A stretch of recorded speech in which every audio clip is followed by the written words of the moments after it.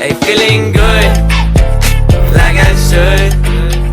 When in dark, I walk around the neighborhood. Feeling blessed, never stressed. Oke, saya akan jelaskan sedikit tentang penyelenggaraan sistem pembayaran non tunai oleh Bank Indonesia. Sistem pembayaran non tunai telah sangat lazim dan sudah digunakan oleh banyak masyarakat di Indonesia. Hal ini membuktikan bahwa sistem pembayaran non tunai yang dilakukan oleh bank maupun lembaga bukan bank, baik dalam proses pengiriman dana, penyelenggara clearing maupun sistem penyelesaian akhir atau settlement, sudah bisa digunakan di Indonesia. Transaksi pembayaran non tunai yang dinilai besar diselenggarakan oleh Bank Indonesia melalui sistem BI RTGS atau Real Time Gross Settlement dan sistem clearing.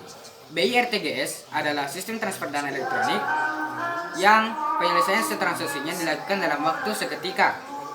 Sejak dioperasikan oleh Bank Indonesia pada tanggal 17 November tahun 2000, BI RTGS berperan penting dalam pemrosesan aktivitas transaksi pembayaran, khususnya untuk memproses transaksi pembayaran, Value Payment System atau HVPS, atau transaksi bernilai besar, yaitu transaksi 100 juta ke atas dan bersifat segera atau urgent. Sistem RIBTGS ini memiliki sejumlah manfaat sebagai berikut yang akan dijelaskan oleh Mas. Oke, saya akan menjelaskan manfaat dari sistem BI RTGS. Pertama, meningkatkan kepastian penyelesaian akhir setiap transaksi pembayaran, yang berarti mengurangi resiko penyelesaian akhir. Dua, menjadi sarana transfer antar bank yang praktis, cepat, efisien, aman, dan handal. Tiga, meningkatkan efektivitas pengelolaan dana, baik bagi peserta maupun pihak otoritas moneter dan perbankan. Empat, menjadi informasi pendukung dalam menjalankan kegiatan operasi moneter dan sistem peringatan dini pengawasan bank. 5. Menjadi sarana penyelesaian akhir bagi transaksi pembayaran retail, meliputi pembukuan hasil clearing yang diselenggarakan oleh Bank Indonesia dan hasil clearing ATM, kartu debit maupun kartu kredit. 6. Menjadi sarana pelimpahan penyelesaian akhir transaksi seradana dan perdagangan sekuritas, transaksi perdagangan valuta asing antar bank, settlement dana dari operasi moneter atau operasi pasar terbuka, transaksi pembayaran pemerintah, dan transaksi surat berharga. Oke. Bank Indonesia berfungsi sebagai otoritas sistem pembayaran sekaligus sebagai pembuat ketentuan atau regulator dan pengawas dari BI RTGS. Sebagai regulator, Bank Indonesia menetapkan landasan hukum yang kuat untuk penerapan sistem BI RTGS dan menentukan peran dan tanggung jawab penyelenggara dan peserta sistem BI RTGS. Sebagai pengawas, Bank Indonesia memastikan bahwa penyelenggaraan BI RTGS memenuhi Core Principle for Systematical Important Payment System atau CPSIPS dari Bank for International Settlement seperti yang diatur dalam peraturan sistem BI RTGS untuk mendukung stabilitas sistem keuangan dan memperhatikan prinsip perlindungan konsumen. Fungsi pengawasan dilakukan melalui pembuatan ketentuan, pertemuan konsultasi dengan penyelenggara, monitoring, dan penilaian. Dalam menjalankan peran sebagai penyelenggara, sistem BI RTGS Bank Indonesia memiliki tanggung jawab antara lain yang akan dijelaskan oleh Andi Muhammad Dewa. Ya, yang pertama itu menyelenggarakan BI RTGS dengan menerapkan prinsip efisien, cepat, aman, dan andal. Yang kedua itu memberikan penjelasan kepada peserta mengenai risiko finansial sumbangan ketidaksertaan dalam sistem BI RTGS dan peserta harus mengelola risiko tersebut. Yang ketiga dan yang terakhir yaitu memastikan kepatuhan peserta terhadap ketentuan yang telah ditetapkan, termasuk menerima laporan internal audit terkait penyelenggaraan BI RTGS oleh peserta. Ya, dalam penyelenggaraan sistem BI RTGS, penyelenggara menyediakan infrastruktur dan pelayanan kepada peserta sebagai berikut. Yang pertama, menyediakan infrastruktur dan fasilitas untuk penyelenggaraan sistem BI RTGS antara lain perangkat keras, aplikasi RCC atau software, jaringan, komunikasi data atau list line, fasilitas dial up, dan fasilitas pendukung lainnya. Yang kedua, menyediakan helpdesk untuk membantu peserta ketika menghadapi kesulitan operasional. Yang ketiga, memberikan pelatihan kepada peserta. Yang keempat, memiliki prosedur penanganan kondisi atau darurat. Disaster Recovery Plan DRP, dan Business Continuity Plan BCP, dan melakukan uji coba secara berkala dengan melibatkan peserta. Yang kelima, mengadakan pertemuan rutin dengan kelompok pengguna atau user group. Sekian dari saya. Dadah. Jadi kami akan melanjutkan materi selanjutnya. Materi selanjutnya itu tentang pengertian dan sejarah alat pembayaran tunai atau uang.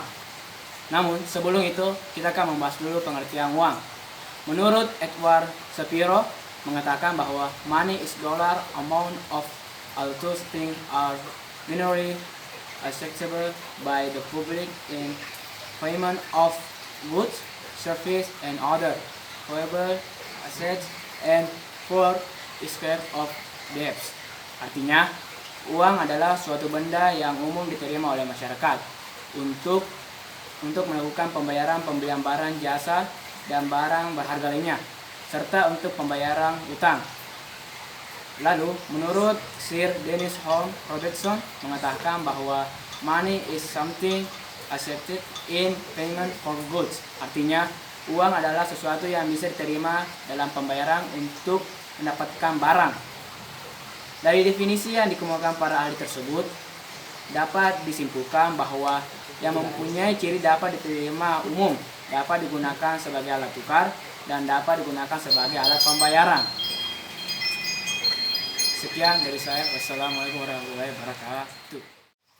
Sejarah uang. Uang dimulai dari sistem barter. Barter adalah sistem pembayaran dengan komunitas barang tertentu yang mempresentasikan suatu nilai. Ini adalah contoh barter.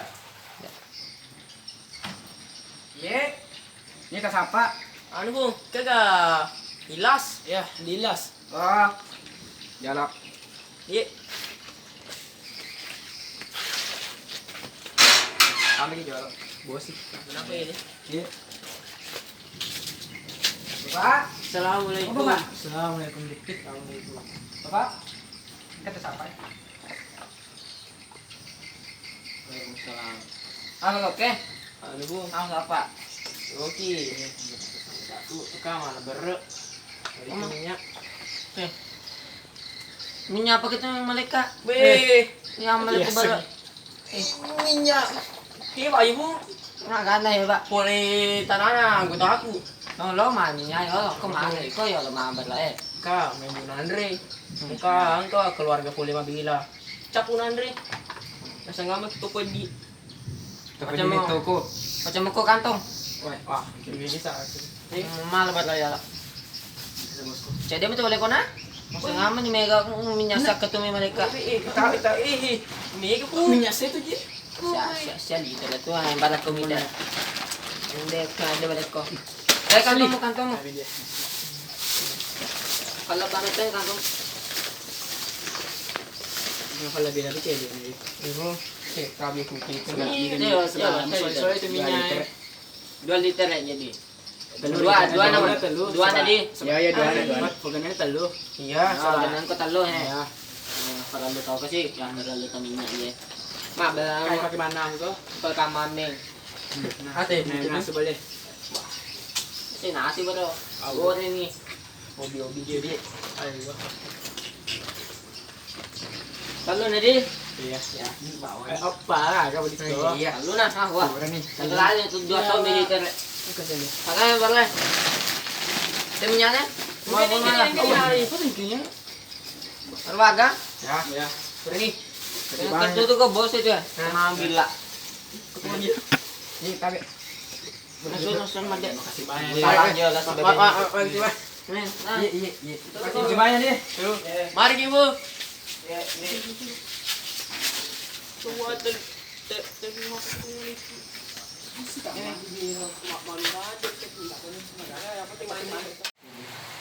Berikut tadi adalah contoh dari barter. Sekarang selanjutnya, seiring dengan perkembangan zaman, muncullah spesialisasi tenaga kerja dalam perekonomian. Dalam kondisi seperti ini, uang komoditas memfasilitasi spesialisasi dan perdagangan.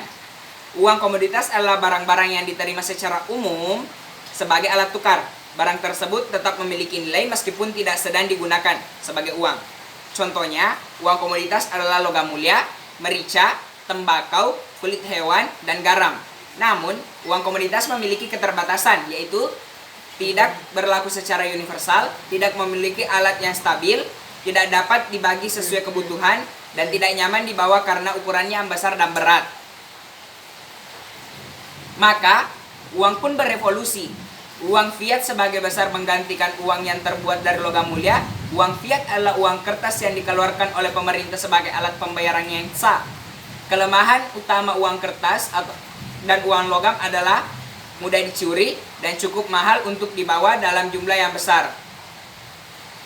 Untuk mengatasi masalah ini, digunakanlah cek, yaitu perintah dari seseorang ke bank tempat ia memiliki rekening untuk mengirimkan uang dari rekeningnya ke rekening orang yang menyetorkan cek tersebut. Meskipun demikian, kita juga menghadapi kesulitan dalam menggunakan cek berikut. Pembayaran tidak bisa dilakukan dengan cepat di lokasi yang berbeda-beda, serta membutuhkan biaya administrasi yang mahal. Kemudian kesulitan-kesulitan ini pun mulai teratasi dengan perkembangan teknologi komunikasi. Internet telah mempermudah kita untuk melakukan transaksi pembayaran karena dapat dilakukan secara langsung dan lebih cepat. Pembayaran secara elektronik pun semakin maju seiring dengan perkembangan e-commerce atau perdagangan elektronik.